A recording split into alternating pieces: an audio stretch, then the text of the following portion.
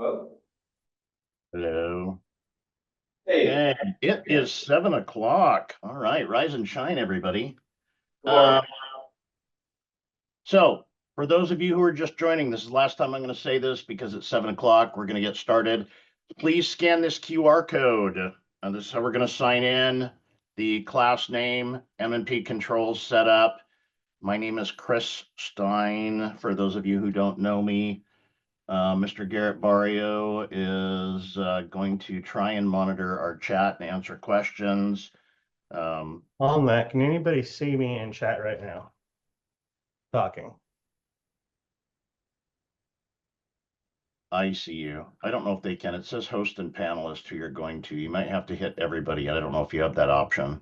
It doesn't give me the option right now, unfortunately. No, without being Okay. logged. Well, we'll let Aaron. So everybody, please don't use the chat right now because as I change my pages, it disappears from my screen because I just bought this ginormous 49-inch monitor and I haven't quite figured out how to do these Zoom presentations in it yet.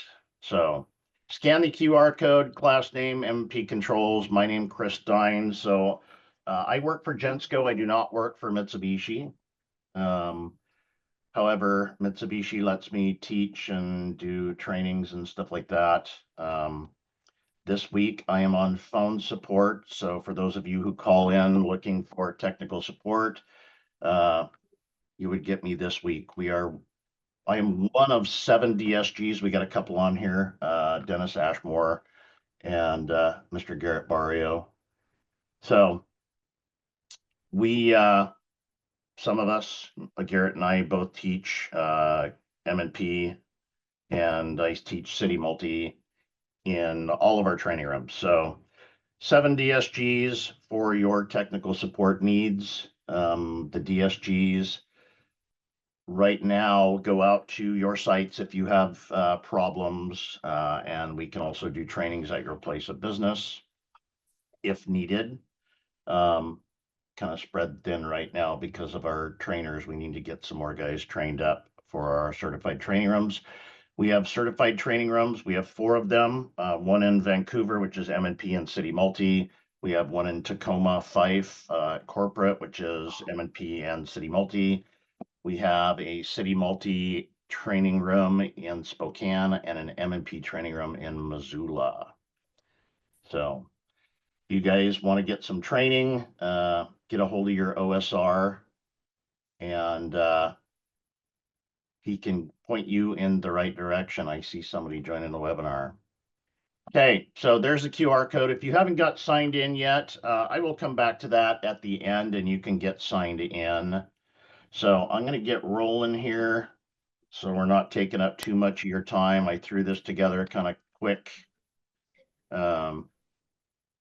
So moving on. So the objectives of this training, to point you in a direction of resources. There are many resources, such as MyLink Drive, abbreviated here. For those of you who do not know about MyLink Drive, that is Mitsubishi's website.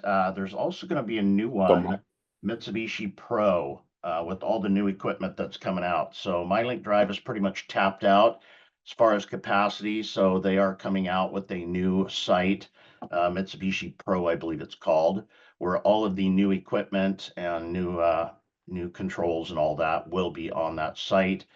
They are still working on it. So MyLink Drive for now is your resource for all Mitsubishi manuals. So you get on a job site and the gremlins have stole all of the manuals and you're not sure what you're supposed to do, what settings are supposed to be, you can type in mylinkdrive.com. It is a free website to anybody. There is no username, password, anything like that. You select US products. That gives you everything that's UL listed and available in the US. On that website, up at the top, there's a tab called Tech Tips. Those are hyperlinks to Mitsubishi's YouTube channel. There are many, many topics. So if you haven't been on there, I don't know how many installers we have here, field people, service techs, or just office people. So field guys, please get on there, watch those videos. Again, they're free. Knowledge is power. It will save you time and headaches.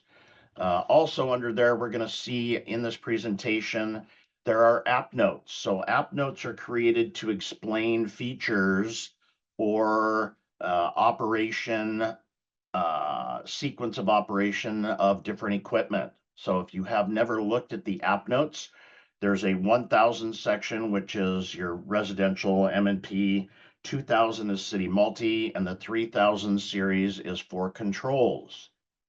On there, I believe it's 3059 deals with set points of units. We get calls all the time that ask us, why won't my set point go below 67 degrees in cooling? Well, that's because in the firmware from the factory, Mitsubishi has programmed it to not go below that. They say if you want refrigeration equipment, buy refrigeration equipment. Otherwise, 67 in cooling is what you're going to get. Now, anything that's a true M series, such as the floor mount, the MFZ, the MSZ, which is a sidewall MSY, and the MLZ one-way ceiling that come with a handheld control. Those are the only three Mitsubishi products that come with a handheld control from the factory. Okay. I don't remember where I was going with that, but those are the only three units. I know, set points. So those three units have a minimum cooling set point of 61. So they do have a separate heating and cooling set point for those three units. For those of you who listen to podcasts, this is my new soapbox here, folks. If you listen to podcasts, and even if you don't listen to podcasts, please start.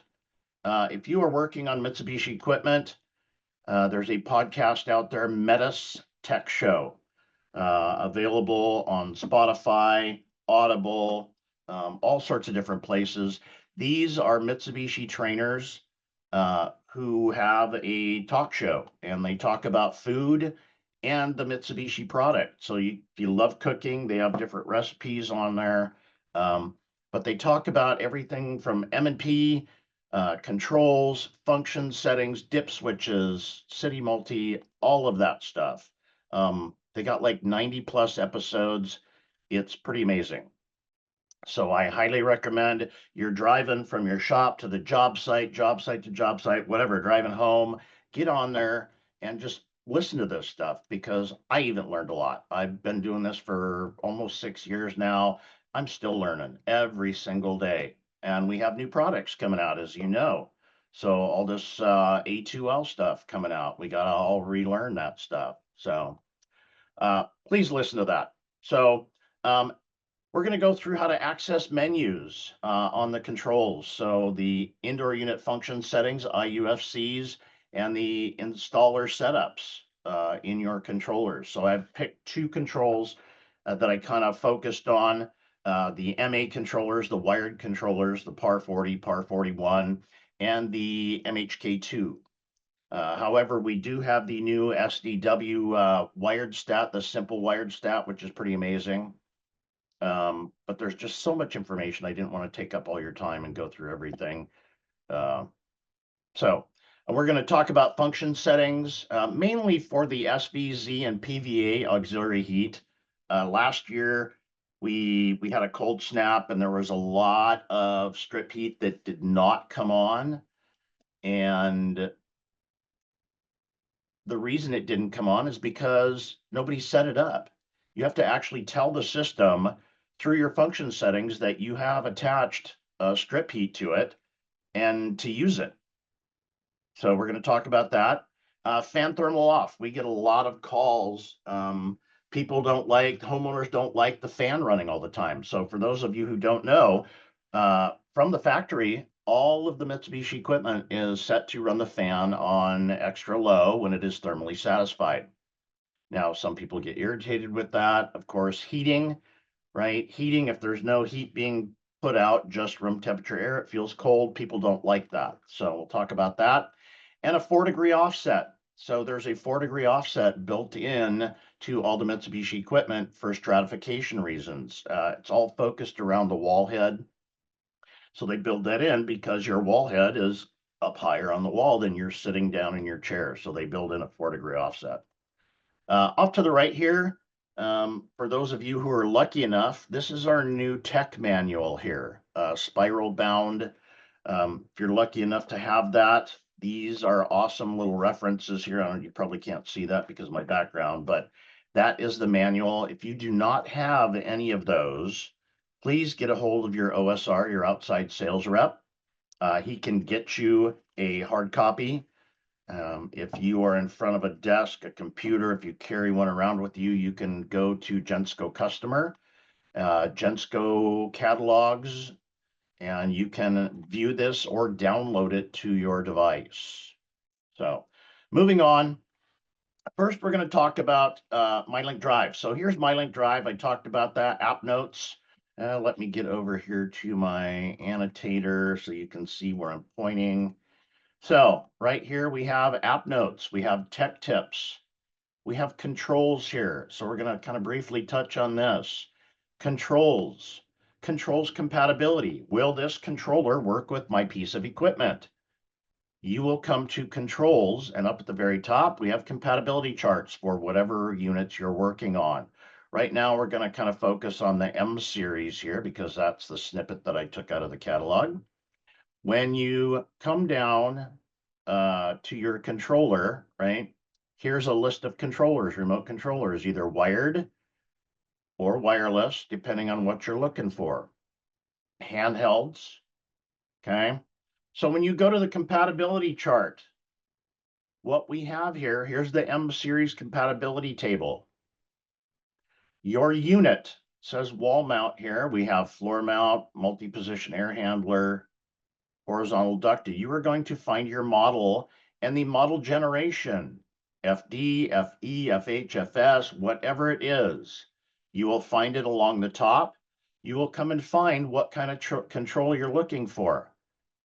Okay, RF, Wi-Fi, whatever, whatever interfaces. So you'll see right here, there's a list of them. If you want to know what's in the CN105 list, when you're here, you can scroll to the bottom of the page and it will give you every device that is in the CN105 category, as well as the MA remote category, okay?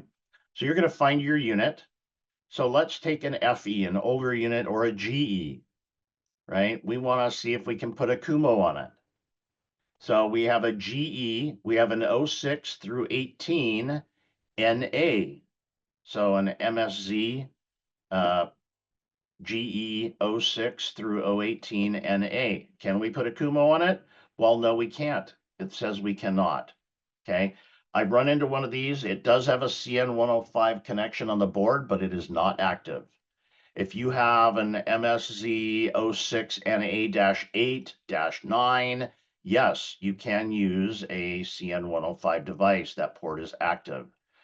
So we go down here to an MA controller. So can we use an MA on the same unit? GE, NA? No, we can't. But if we have an NA8, 9, GE24, NA, it says yes, we can, but we need a MAC 334 IF-E. That is a thermostat interface for the True M series. So again, the True M series are the floor mount, the sidewall, and the one-way ceiling. They do not have a terminal on the indoor unit to wire a wired stat to. They do not have a TB15. So by installing the MAC 334 IF-E, plugging that into CN105, you will have a TB15 available to hook your wired stat to. Again, find your unit, follow it down. It will tell you yes or no. So pretty simple. Okay, moving on. App notes, okay? Controls app notes. So many questions can be answered by referring to app notes section on MyLink Drive. App note 3059, indoor unit set point range. Okay, Kumo Touch within MHK2, 3052, how to hook those two up together. You can go there and read through these and it explains a lot, okay? P-Series request codes. We'll talk a little about request codes here coming up. Let's go here. There we go. So example of some of the app notes here. So 3044, thermostat interface sequence of operations. This was from the PAC US 444. It is now gone, superseded by the PAC US 445. So it talks about the sequence of operations. There are actually some updated app notes for that as well. So thermostat interfaces right here, 3057, 3039, thermostat interface installation with zoning. So if you have an SVC and you want to zone it with a Honeywell or whatever, you can use a PAC US 445 to do that. Moving on here. So we're going to go to the MHK2. So I'm going to assume that everyone has installed an MHK2, right? So we do not plug in or unplug anything to our units with the power on. Okay, do not do that, because what happens is 90% of the time, especially on the SLZs, 99.9% of the time, if you plug an MHK2 in with the power on, with the power on, you run a chance of blowing the resistor in the board, and now you have no power to your CN105, and you will need a new board. So please do not plug in or unplug anything to our system with the power on. So plugging in, right, turn the power off, you're going to find your CN105, plug in your MHK2 receiver, put your batteries in the remote. You are going to press the connect button on your receiver. It will start flashing fast, means it's in pairing mode. On your controller, you're going to hit the connect button. It will count down from 30, say success. You are going to hit done. Once you hit done on that user interface screen, you are going to go back to the MHK2 receiver, and you are going to press the connect button a second time. Okay, the reason you are going to press that a second time, that will take that receiver out of pairing mode and marry it to the user interface that just connected to it. If you do not press that connect button a second time and you have another MHK2 to install in that residence or that job site, and it's close enough to connect to that first receiver, that's what it's going to do. So it's going to cause you problems. So please exit pairing mode by pressing that connect button a second time. Right after that, it's going to bring up your installer settings, right? Or your initial settings. So you're going to go to your function settings. So the first time it will automatically take you to your function settings. Okay. After that, if you need to get into the function settings, you're going to press the menu button right here for 5 seconds. And then your screen's going to come up and it's going to ask you for a PIN code. I don't know why they did this, but on the back of your MHK2 in the lower right-hand corner, you will see a 4-digit number. That 4-digit number added to 1,234. So 1234 added to that 4-digit PIN, that 4-digit number in the bottom right-hand corner is your PIN code. So my suggestion is, if you have a black Sharpie and you are on a job site going through and doing this, do your math, write it on the back of the thermostat with a Sharpie. That will help you out in the long run. Now, if for some reason that PIN code does not work, I found one the other day.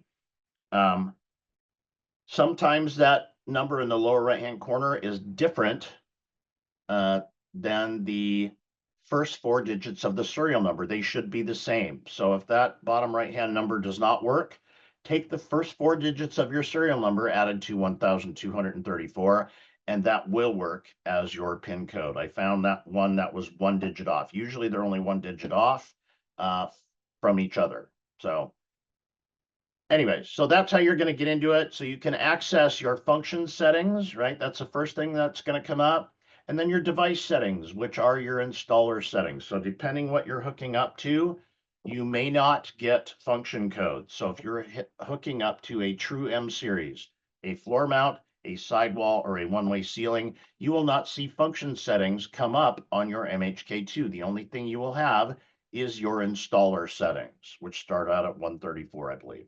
So we'll see here in a minute, because I attached the function codes from the MHK2 installation manual. Now, these function codes are pretty much the same for all of the Mitsubishi systems, the M&P. So function code 1 is automatic recovery after power failure, right? With the M series, it automatically comes enabled from the factory. So after you turn power on, it's going to take 1 to 4 minutes, usually 4 minutes plus or minus 1, for that unit to be able to come on and operate. So if you're wondering why you turn the power on and it's not coming on right away, you got to give it some time. One thing I've learned about Mitsubishi is when you think you've waited long enough, wait some more. Okay, you have to be patient. So function 1, automatic recovery after power failure. Enabled in M series has to be enabled by the technician in P series. Okay. Function 2. This is very, very important. Function code 2, room temperature sensing location. So when you plug this into a Mitsubishi unit, don't think that it automatically senses temperature from that remote controller. It kind of does. It averages. Okay, so it averages between what the unit is seeing and what the thermostat is seeing. So if you want to sense temperature from the indoor unit, you need to set that function code 2 to number 2, right? It'll sense temperature from the indoor unit. Or you can set it to 3 if you want to sense temperature from the remote controller. And then we have a list of other stuff here. Further in the presentation, I got the most popular that we'll talk about. But this is an entire list. It tells you what unit that is applicable to and what it does when you set that function code for that unit. Okay, there are notes up here at the top. 1 through 25 are automatically determined by the HVAC equipment. This can take up to 40 seconds before it pulls the information. So when you hook it up, you power it up, that controller looks at the information on that indoor unit board and determines what you are going to see, whether you are going to see function settings or just the installer settings like it says right here. Now, City Multi products, okay? In City Multi, function settings are not done through your controller. Function settings are done through dip switches on the indoor unit. So something to be aware of. So on the first page, we have functions 1 through 11. Second page, 12 through 28. So there are some notes here, what they refer to. Make sure you check those out. There's also an extensive list of your function codes and installer settings on the new SDW installation information, either on MyLink Drive or the little brochure that comes with it when you open the box. So you can get your hands on one of those. If you have an extra one, that's great. Keep it with you. Now, here's our installer settings, starting out at 134. I have come across several MHK2s. Guys in the field, installers have called in and said, I cannot set a schedule in my MHK2. If that happens to you, please go to your installer setup and go to installer setup number 134. Everything that is in bold is what the factory setting is, the default from the factory, okay? If you cannot set a schedule in that MHK2, please go to 134 and make sure that central controller present says not installed. I don't know how they get switched or how it happens, but the ones that you cannot set a schedule in, it says installed. The reason that happens is because the central controller is in charge of the schedule if there is one connected. So again, if you have a multi-zone system, please take it out of auto changeover, put it into manual changeover. There are reasons for that. If you go to Gensco customer, go to technical training videos, select Mitsubishi. The DSGs, these quick hitters, sometimes make it on there if they're popular enough. And we talk about why not to put an MXZ into auto changeover. Homeowners will not be satisfied. So schedule owners, you can set your schedule type, no schedule, Monday through Sunday, all that kind of fun stuff. You can add lockouts. You can lock out your on off, you can lock out your mode, your temperatures, you can set your temperature range, max heating, minimum cooling. So it does say 50 degrees on here for minimum cooling. Again, that is not for every unit. Okay, not for every unit. It will go down to 50 degrees, but that will be in heating if you have smart set. So humidity. So the MHK2 does not control humidity. None of ours do. So, but you can hide the humidity on your stat, or you can adjust and offset. It will display what the humidity is in the room. Also in there on page 12 for your MHK2, page 12, you are going to see your static pressure settings. So if you have a ducted unit, any Mitsubishi ducted unit, SEZ, SVZ, right? You'll see the SVZ has vertical, horizontal, left, and right, and a downflow. There's separate settings for those. So refer to that. You are going to measure your static pressure in your duct, right? Between your filter and your blower, and between your coil and your heat strip if you have it. If not, you can go on the outside, just downstream from your SVZ or air handler. So get your static pressure. Please set your modes. So mode 8 and 10 in your thermostats will set your static pressure. Menu structure for the PAR 40. So here is Mitsubishi's MA controller. They call it the PAR 40 MA Deluxe controller. We're up to a PAR 41, soon to have a PAR 42 if it's not out already. So where to find your function settings and how to set those. So in the manual, in the operation manual on my link drive, or yeah, it's going to be on my link drive. I don't think it's in the manual that comes with it.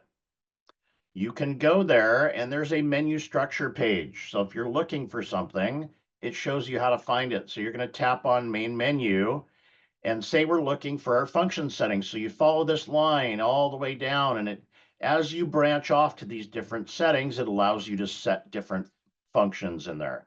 So we follow this down. Here's page 2, right? We have initial settings where you can set your time, your clock, daylight savings, all that kind of stuff, administrator password. So with the MA controllers, there are 2 different passwords, 9999 for the installer and 0000 for the administrator password. Gets you into different functions. So again, we're looking for function settings. We're going to keep following this down. We get down to the maintenance menu and we come down even further. We get to the settings menu. This is where you are going to find your function settings.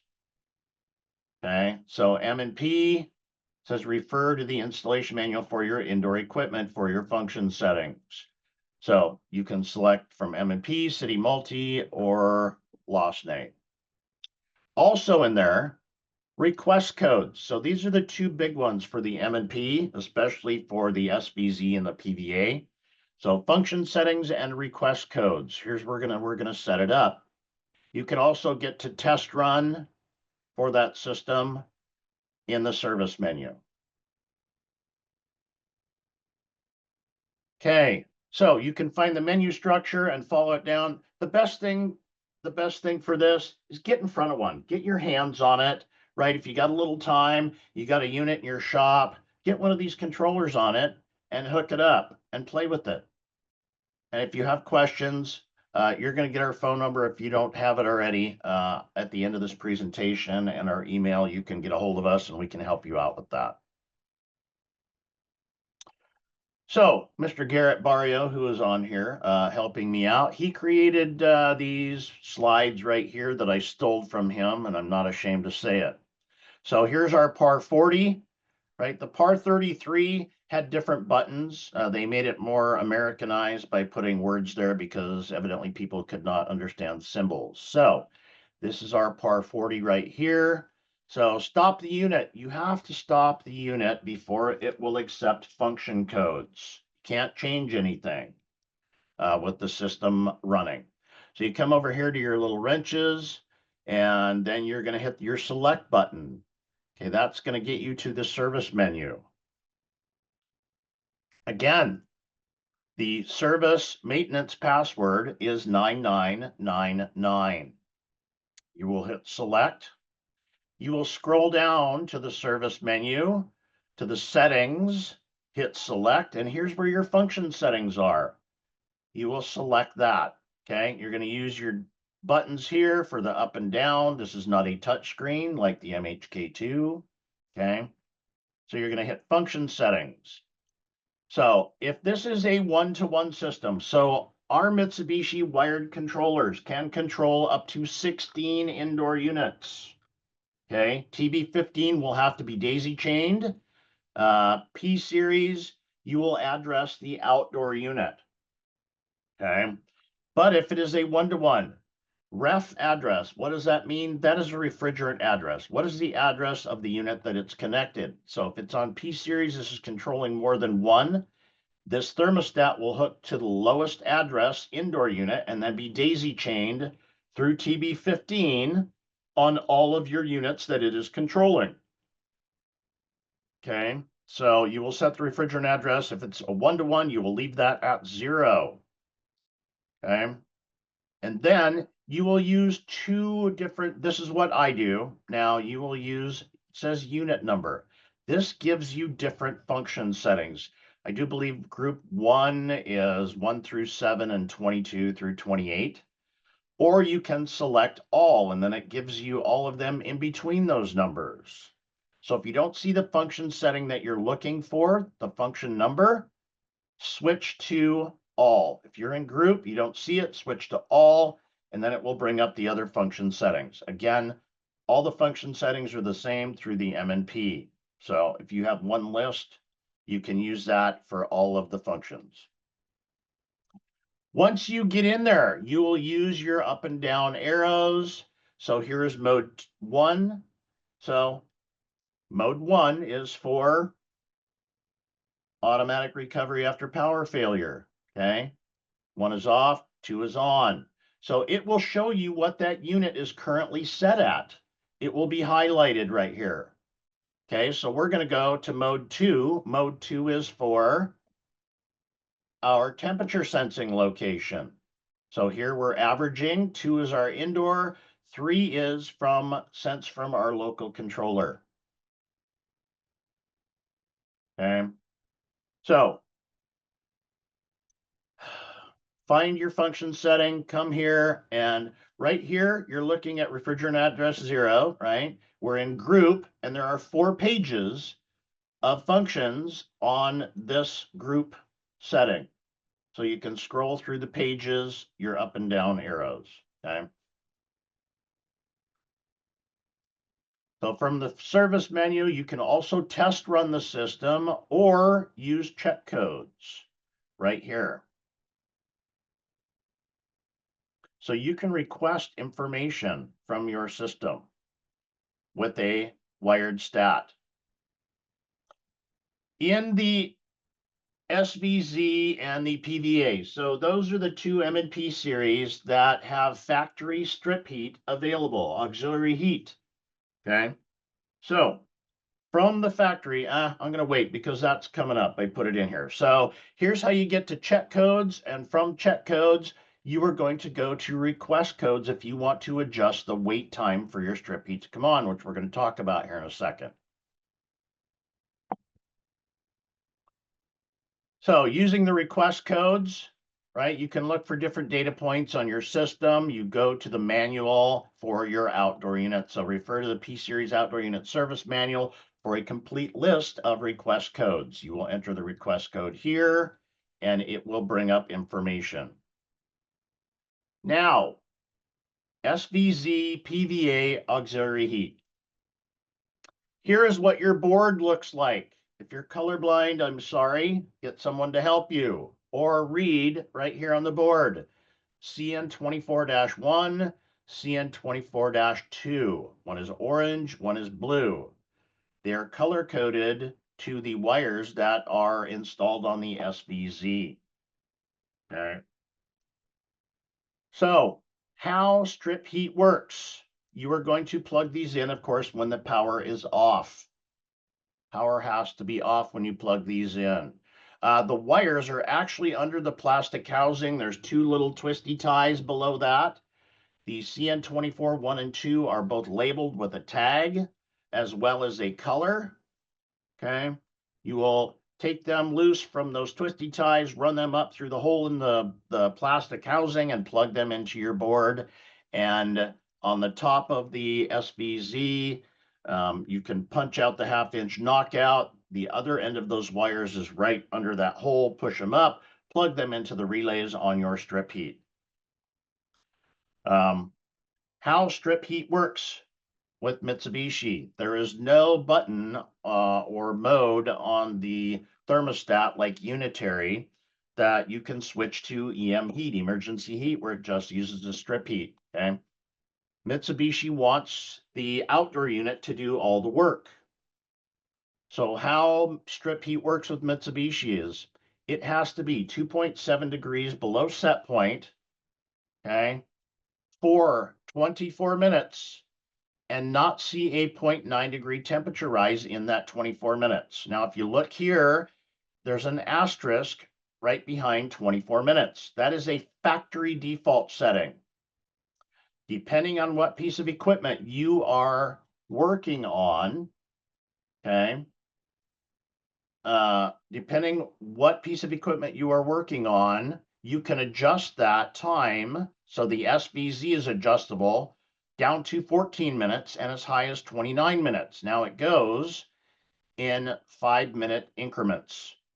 So in the service manual for the SVZ is where you will find these request codes. Okay. Once you go to request codes, these settings, if you are going to adjust that time, these settings have to be done with a Mitsubishi wired stat. You cannot do this through the MHK2. Okay, you will go to the service manual for the SVZ. You will get to your request codes right here on your PAR 40, and you will type in the appropriate number.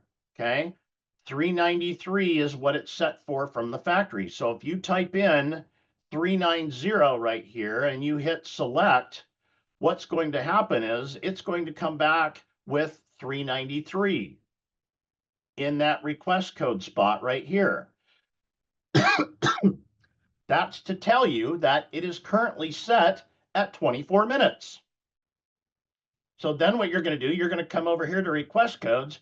You are going to, if you want to set it for 14 minutes, which I recommend if you have elderly folks in the house, okay, you are going to type in 391. You are going to hit the select button and it's going to say it's sending that to the indoor unit.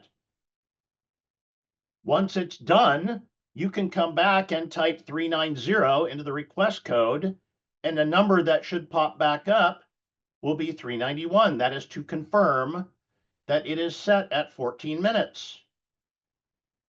So you've just confirmed that it has changed. So back to our how strip heat works. So 2.7 degrees below set point and not see a 0.9 degree temperature rise in whatever you set it for. If you didn't set it, it will be 24 minutes. If that criteria is met, it will bring on first stage of strip heat. If after 7 minutes, it still has not seen a 0.9 degree temperature rise, it will bring on second stage. And it will run those strip heat stages until you are 0.9 degrees below set point. And then it will turn off your strip heat. So if somebody leaves the door open, it's going to compensate for that, bring on the strip heat, and somebody shuts the door, and then it's going to shut off and let the outdoor unit take over. The reason it does not take it all the way up to your set point is because Mitsubishi does not want that strip heat to run. So when your strip heat runs, your electric meter on the side of the house tries to spin off the wall, right? We use a lot of power for that. Mitsubishi doesn't want that, so they keep it at least a degree below set point, so it brings attention to the system. The homeowner says, hey, something's not right, we're not meeting set point, and they will call you. You will go out and find out if there's something wrong, low on refrigerant, dirty filters, whatever it is, it's drawing attention to itself. So that is strip heat in a nutshell. So common setup, whether it be SVZ, PVA with strip heat, or if you have a ducted unit, SEZ, PEAD, okay? This is common setups. So if you guys want to take a picture of this now, that's great. So your indoor unit function code. So mode 2 is our sensing location. 99.9% of the time, you want to sense from the remote controller. So that setting number, you're going to change that to 3. Mode 8 and 10, you are going to take your static pressure measurement in your ductwork and go to page 12 of the MHK2 manual, installation manual. You're going to get your numbers and set mode 8 and 10 to the appropriate static pressure.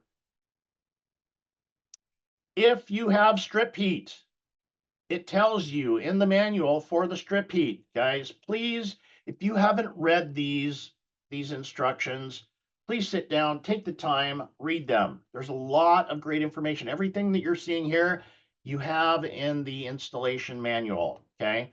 So in the manual and in our little books here, our little tech manuals, it tells you if you have strip heat, you need to set mode 11 and 23 to number 2. 11 says, hey, you have strip heat connected to you, okay? And mode 23 says use that strip heat in case of error, right? A communication error with the outdoor unit, and it's in heat mode. It will bring that strip heat on within 5 minutes if it loses communication. Or if you have an error code, high pressure switch, whatever, right? It's going to bring that strip heat on. And it will use it in case of defrost. If your system goes into defrost when it's been running in heat mode, it will bring on the strip heat when the outdoor unit's in defrost if your strip heat was running before it went into defrost, it will bring on the strip heat during defrost. If it was not running the strip heat before it went into defrost, it will not. Okay. Mode 24. Mode 24 is for your 4-degree offset.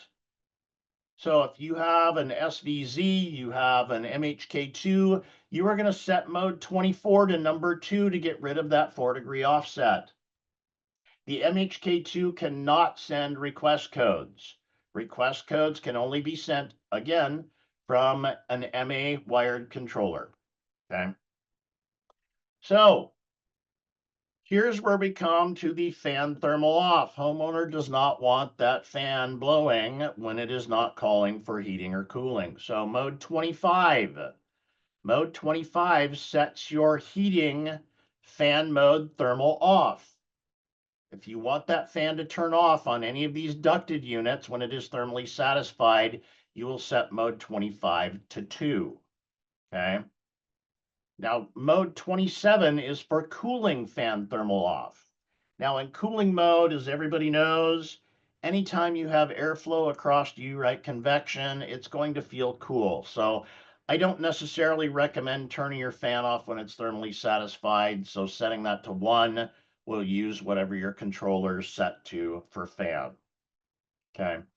If you want to turn it off, set it to 2, and it will turn it off when it's thermally satisfied. So again, those are common setup for these units. Now, we've come out with the PAA. We get kind of a lot of calls. I had one yesterday. Oh, let me go back. Let me go back to right here. I was on a call the other day. They were wondering why their strip heat was not coming on. Was on the phone for about 54 minutes before he realized that the installers did not hook up. It was a PVA, so the strip heat, no, actually it's a PVFY. The strip heater has the connecting wires in it. Nobody had hooked up the connecting wires from the strip heat to the control board. Again, when you're installing this, make sure you hook everything up. Please, please, please. So PAA, we get a lot of this. Where to hook things up. Sometimes these manuals are kind of confusing. In our little tech manual here that we have, we give you wiring schematics. This is taken from that manual. Where to hook things up. Your furnace goes to TBA. We have a TBA, terminal block A, terminal block B. Okay. And then we have a PAC US 445. For those of you who do not know, the PAC US 445 is our third-party thermostat interface, such as an Ecobee, a Nest, whatever you want for a third-party controller. You will need, when you're hooking it up to a PAA, you do not need a transformer. It uses the furnace power to power the thermostat. So this is your CN105 connection. Here's your CN105 port. Again, power off before you plug that into anywhere. The PAC US 445 comes with this harness right here. If you follow your relay board harness, this says 2T stat. These wires will terminate in this little terminal bar right here. And then it plugs in here. That PAC US 445 mounts on this little plate right here. You wire your third-party thermostat into here, and you're good to go. Wire up your furnace according to whether you have a single stage or a two-stage furnace. I think we'll see that here in just a minute. So here's the terminals on your furnace, putting a jumper between G and Y1 on your furnace. We'll see that here.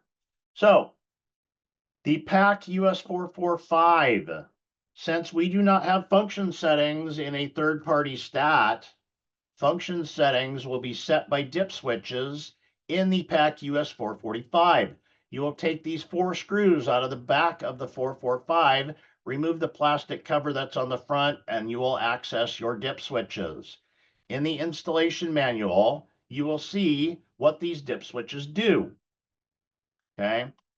So thermostats, your Nest, your Ecobee, your third-party stat needs to be configured as a conventional thermostat, not a heat pump thermostat.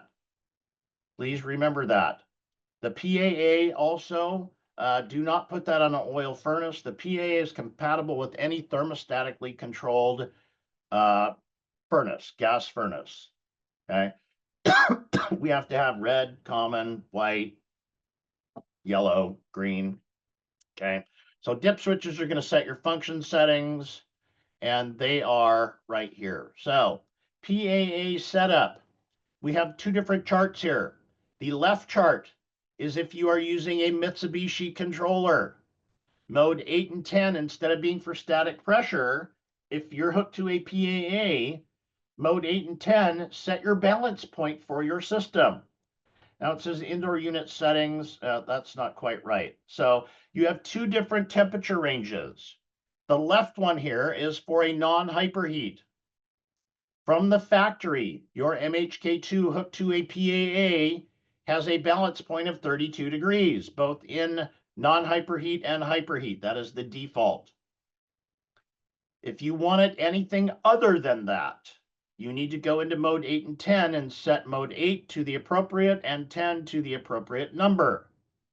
And here is your balance point. So when it hits, say we have it set to, we have a hyperheat, we want to have our balance point set at 9 degrees. So when it hits below 9 degrees or below outside, it is going to cut out your heat pump and switch to gas furnace.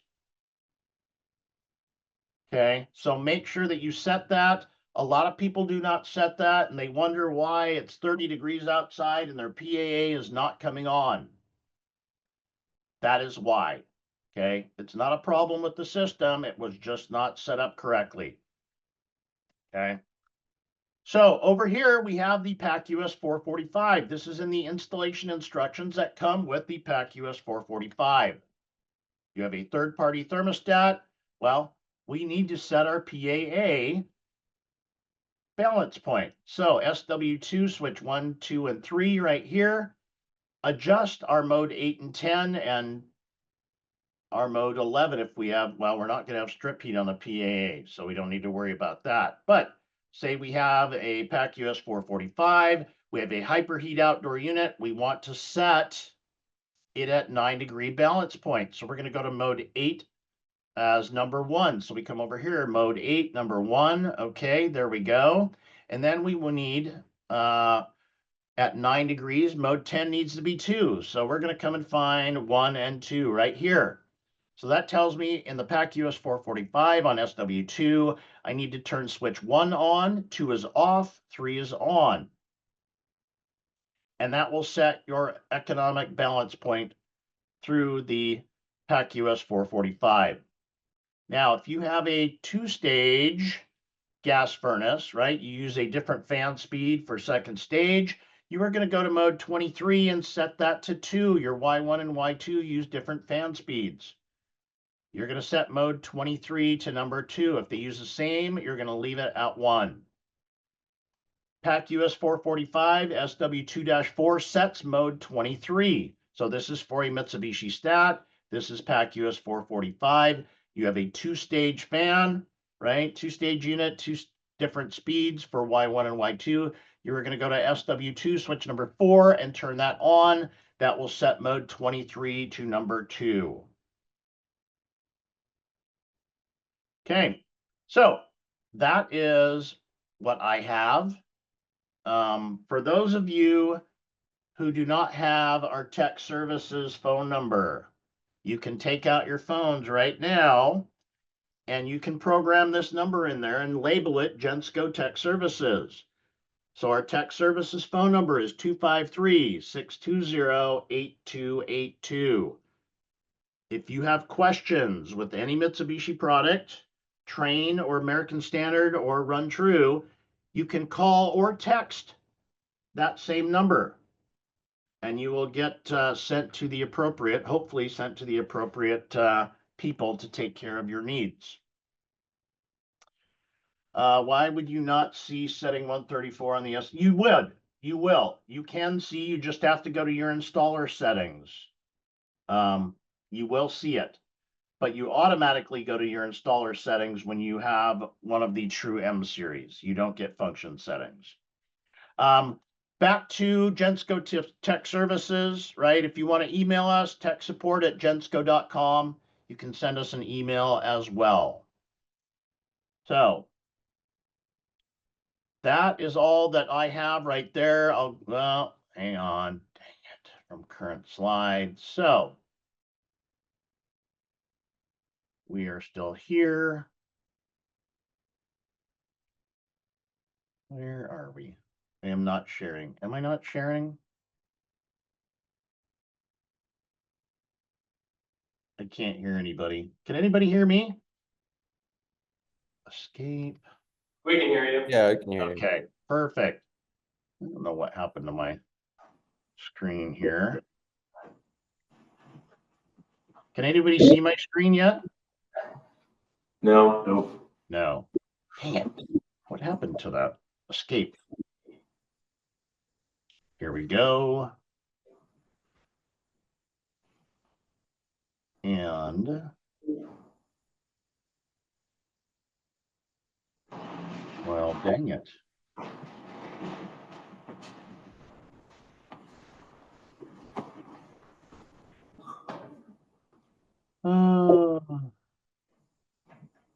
Well, okay. I don't know what happened to my system here, folks. Sorry. Video, more. Share. Here we go. Share.